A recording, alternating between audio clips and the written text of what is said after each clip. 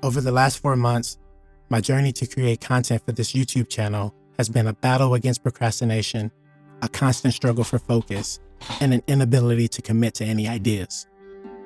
The lack of progress wasn't just a creative roadblock, it brought about a mild depression. As I found myself trapped in this toxic cycle, a burning question emerged. Do I truly understand everything about my ADHD?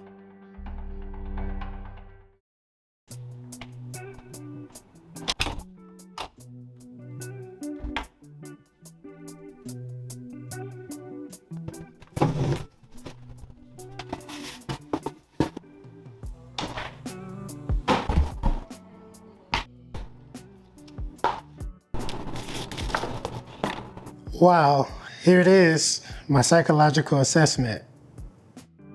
I was diagnosed with ADHD during the summer of 2019.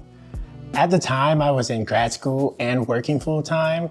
My primary motivation was to get something to help with my workload.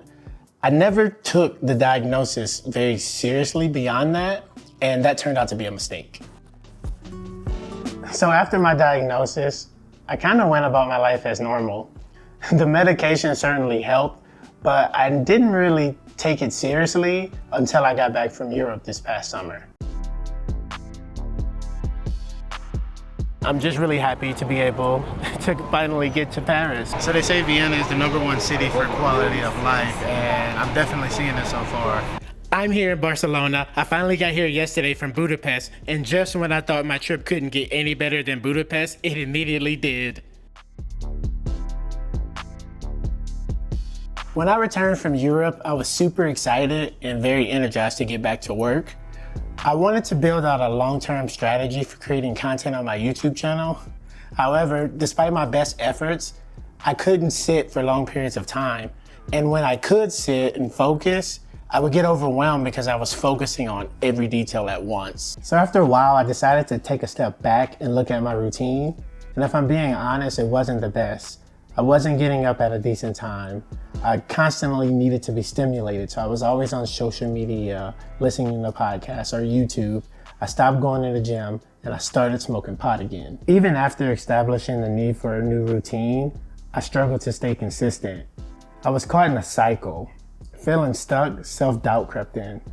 That's when I asked myself, could ADHD have something to do with this? It's been 4 years since my diagnosis, and this was the first time I really stopped to ponder that question. Despite seeing a psychiatrist, I haven't been asking the right questions, but for my next appointment, I was determined to be a little bit more prepared.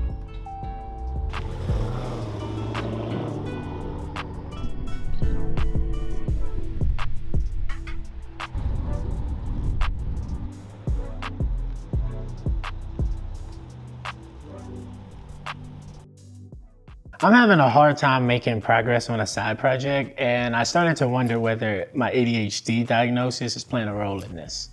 Can you tell me a little more about that? Yeah, so procrastination is definitely at the top of the list. I'm very excited about doing this and I'm always thinking about it, but I seem to have a hard time dedicating time to it. And whenever I do make time, I kind of get distracted by my phone or just anything that happens within my environment.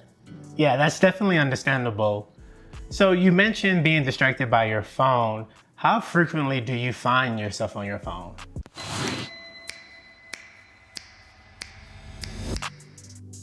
Just about as much as anyone else. I may grab my phone if something pops into my head and I want to Google it to find an answer. That kind of happens a lot. Right. And a question about the procrastination bit. Do you typically procrastinate when you're working, or is it just isolated to this project? Standard subscription and a professional subscription, a standard. Well, with my job, no. With work, we have a lot of systems in place, so it's like plug and play. Whereas with this project, I find myself having to create strategy, order, and that seems to be a little bit more difficult for me. So when you're not working on this project, can you tell me a little bit about what you're doing with your free time? I work from home, so I'm working, cooking, cleaning. You'd be surprised how much effort goes into maintaining a home. So I would say stuff like that takes up a lot of my time. Interesting. So the challenges you're outlining align directly with individuals with ADHD. On the one hand, you're very passionate about this project, but if it's ADHD, I'd also suspect that there's some aspects about the project that you may not enjoy. It's typical for individuals with ADHD to hyper-focus on their passions while often neglecting things they find boring. Procrastination, on the other hand, stems from a low tolerance for boredom, which forces you to focus on activities that provide quick stimulation, such as social media, video games, porn, or anything to distract you from completing tasks that you find uninteresting. I think the more you react to these quick stimulations, the harder it is to become focused on the tasks that require delayed gratification. This can make you feel like you're stuck in a cycle, but in reality, you're just overstimulated by cheap dopamine. Now, have you been using any substances lately?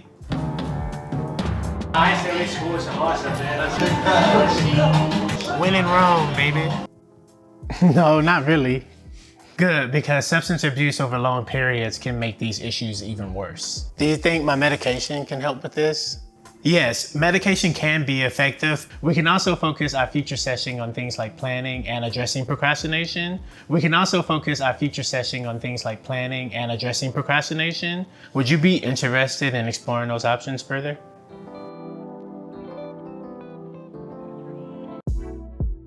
I decided to learn more about ADHD in hopes of finding a routine that would work in place of the things I was already trying. I was surprised to learn that ADHD is more than just difficulty focusing.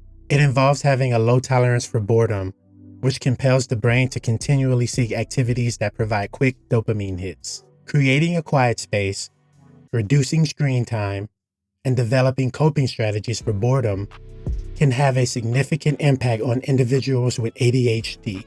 My biggest takeaway is that managing ADHD involves more than just relying on medication. It demands discipline and commitment to cultivate the habits necessary for productivity. But that's not just for folks with ADHD. It applies to everyone. The playbook for success stays the same whether you've got ADHD or not.